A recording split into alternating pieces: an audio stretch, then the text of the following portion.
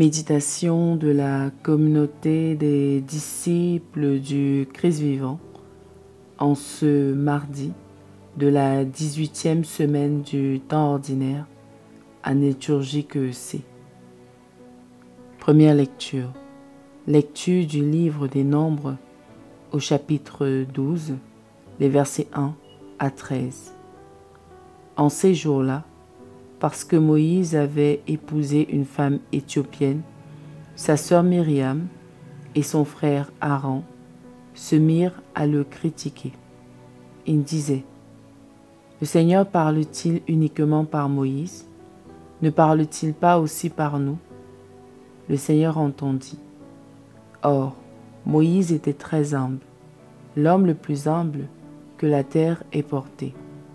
Soudain, le Seigneur dit à Moïse, à Aaron et à Myriam: « Sortez tous les trois pour aller à la tente de la rencontre. » Ils sortirent tous les trois.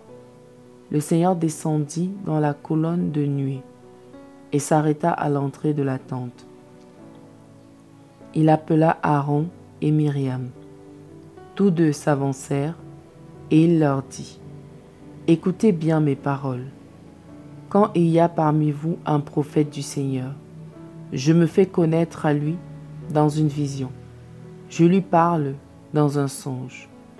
Il n'en est pas ainsi pour mon serviteur Moïse, lui qui, dans toute ma maison, est digne de confiance. C'est de vive voix que je lui parle, dans une vision claire et non pas en énigme. Ce qu'il regarde, c'est la forme même du Seigneur. Pourquoi avez-vous osé critiquer mon serviteur Moïse? » La colère du Seigneur s'enflamma contre eux, puis il s'en alla. La nuée s'éloigna de la tente, et voici, Myriam était couverte d'une lèpre blanche comme de la neige. Aaron se tourna vers elle, et voici qu'elle était lépreuse. Il dit alors à Moïse: « Je t'en supplie, mon Seigneur, ne fais pas retomber sur nous ce péché que nous avons eu la folie de commettre, que Myriam ne soit pas comme l'enfant mort-né, dont la chair est à demi rongée lorsqu'il sort du sein de sa mère. » Moïse cria vers le Seigneur: « Dieu, je t'en prie, guéris-la. » Parole du Seigneur. Méditation. Frères et sœurs bien-aimés dans le Seigneur, que la grâce de notre Seigneur Jésus-Christ abonde dans chacune de nos vies.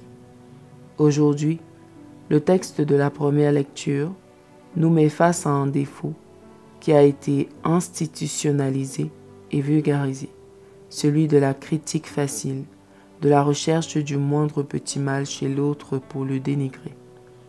Moïse, l'ami de Dieu, fait face à la critique de son frère Aaron et de sa sœur Myriam dans l'évangile d'aujourd'hui, et lui reproche d'avoir épousé une étrangère, une Éthiopienne. Il murmure contre lui et sabote son image auprès du peuple. Ils oublient que Moïse est loin de Dieu, l'ami de Dieu, celui qui le voit face à face. Moïse n'est pas un homme parfait. Personne ne l'est d'ailleurs. Il a cependant une qualité que les autres n'ont pas, l'humilité. Le Seigneur le décrit comme l'homme le plus humble que la terre ait porté. Il est humble car il sait reconnaître sa petitesse, s'effacer pour que Dieu soit, que Dieu paraisse et fasse sa volonté. Les frères de Moïse ont fait ce qui aujourd'hui pilule sur les réseaux sociaux, dans les familles, les réseaux d'amis. Les conversations tournent généralement autour de ce que les autres ont fait de mal. Les critiques, les racontages, les médisances sur ce que tel a fait et qui serait très grave. On passe des heures à insulter, à critiquer, à juger, à condamner l'autre. Beaucoup de personnes dont la vie a eu le malheur d'être publique en payent les frais. Des relations sont détruites, des vies sont brisées à cause des murmures. Souvent, comme dans le cas de Moïse, ce sont les familiers qui en sont l'origine. Pourtant, le Seigneur nous propose une voie, celle de l'intercession. Nos critiques, à part nous faire croire que nous sommes meilleurs, ne changent pas le monde, mais plutôt empirent la situation. Au lieu de cela, nous pouvons adopter l'attitude de Moïse, qui, alors que Dieu va punir Myriam et Aaron, qui l'ont offensé, lui, Moïse, décide d'intercéder pour eux plutôt que de les condamner aussi. Moïse était l'ami de Dieu parce qu'il avait justement le cœur de Dieu. Il préférait l'amour, la patience, la miséricorde à la condamnation, la haine, la colère.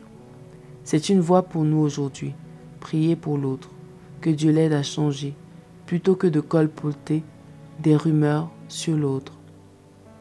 Examinons notre comportement. Sommes-nous de ceux-là qui colportent des rumeurs sur les réseaux sociaux ou les alimentent? Que faisons-nous lorsque nous remarquons les défauts, les fautes des autres? Notre réflexe est-il d'intercéder ou de critiquer? Prions. Seigneur, accorde-nous la grâce d'un cœur comme le tien, des cœurs qui savent rechercher le bien de l'autre, savent couvrir la faute de l'autre par amour et en priant pour cet autre. Intercession. Nous te prions pour tous ceux qui ont été victimes de sabotage et ont été humiliés par les critiques des autres. Seigneur, accorde-leur la grâce de pardonner. Maman Marie, intercède pour nous. Exercice spirituel. Prions pour quelqu'un dans notre entourage que nous avons l'habitude de critiquer ou alors que nous avons souvent envie de critiquer. Prions que le Seigneur l'aide à changer de comportement. Loué soit Jésus-Christ à jamais.